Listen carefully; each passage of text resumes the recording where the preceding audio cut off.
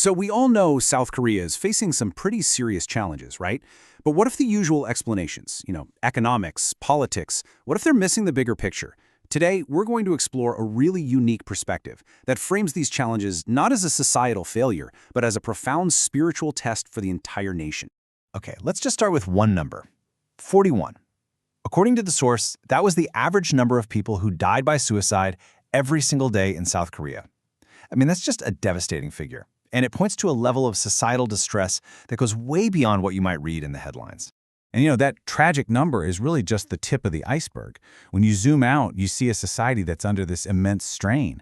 We're talking one of the world's lowest fertility rates, a huge spike in people living all by themselves, and these economic gaps that are just tearing at the very fabric of society. It really feels like the fundamental systems are starting to crack. So, this all leads to a massive turning point. And the perspective we're digging into today doesn't just list off problems. It asks a much bigger question. Faced with all this, how on earth does South Korean society learn to stand on its own 2 feet again? But here's where things get really interesting. The source we're looking at completely flips the script on this whole crisis. It's not some disaster we should be afraid of. Instead, it's framed as a necessary revelation, a moment where everything that's been shoved down, hidden away, or just ignored is finally being dragged out into the open. All right, so this brings us to the core idea here. This isn't just a crisis, it's a cleansing. The whole argument is that this incredibly difficult time is actually a vital phase of purification. Yeah, it's painful, but it's an absolutely necessary process for the nation to actually heal. And this process has a name, the Great Cleansing. The basic idea? Before a society can move forward and evolve, it has to face everything it's tried to sweep under the rug. All the contradictions, the bad habits, the historical wrongs, everything. And look, this isn't just some vague philosophical concept. There's actually a specific 3-year timeline laid out. So 2025 is seen as the year where problems surface, when all those hidden issues get dragged into the light.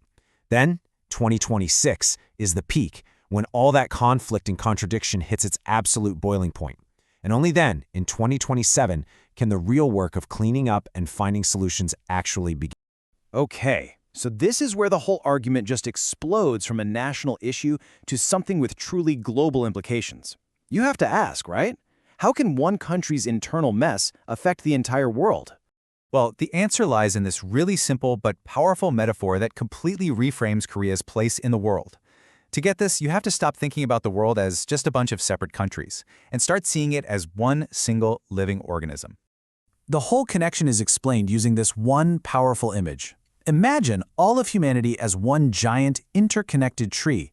In this way of looking at things, every nation has its own specific part to play, and you can't separate the health of one part from the health of the whole thing. So in this world tree metaphor, every region has a job. The West, they're the branches, the active, visible parts out there bearing fruit. Southeast Asia, that's the trunk, the connector, holding it all together. But, and this is the absolute key to the whole argument, South Korea is seen as the root, the unseen foundation that's supposed to be nourishing the entire tree. And from there, the logic is actually pretty simple, but really profound. If the root is sick, the whole tree is eventually going to wither and die. So, the argument goes, if you want to solve the world's problems, if you want those branches to be healthy, the healing has to start at the root. South Korea has to get its own house in order first. Now, this idea of being the root of the world, it's not presented as some new heavy burden.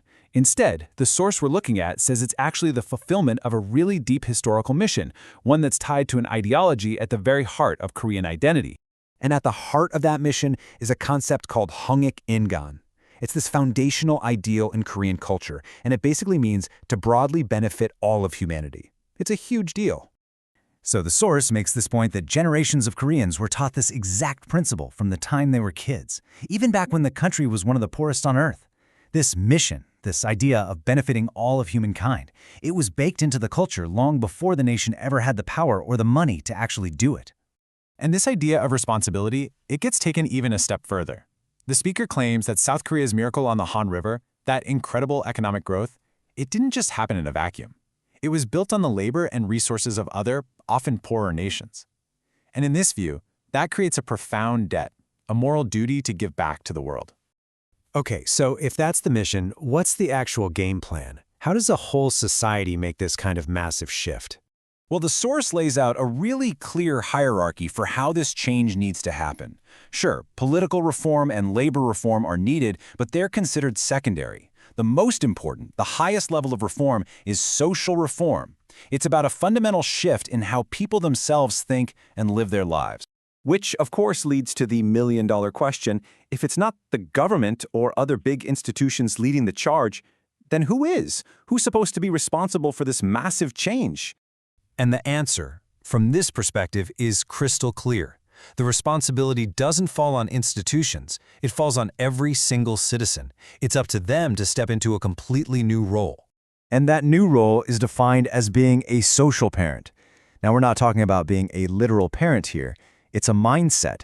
It's about being someone who, after they've sorted out their own growth, makes a conscious choice to live for the benefit of the wider community, for their society, for their nation, and ultimately for all of humanity. And this right here really breaks down that core shift in mindset that's being called for. It's about moving away from a life that's just focused on you and your own family, which the source argues just leads to more conflict. The goal is to move toward a life dedicated to the greater good, and in doing so, finally fulfilling that ancient mission of Hongi Inge. All right, let's wrap our heads around this. Let's pull it all together. So you've got this national crisis, but it's being reframed as a purposeful cleansing. You've got one nation's health being positioned as the literal root of the world's well-being. And the solution? It doesn't come from the top down. It comes from an individual stepping up, embracing this historical mission, and becoming social parents who live for the good of everyone. And that leaves us with one final and pretty provocative thought to chew on. What really happens when an entire nation is asked to trade in individual ambition for a collective spiritual mission? What does it even mean for a modern society to be asked to completely change its definition of success away from personal gain and towards a shared purpose?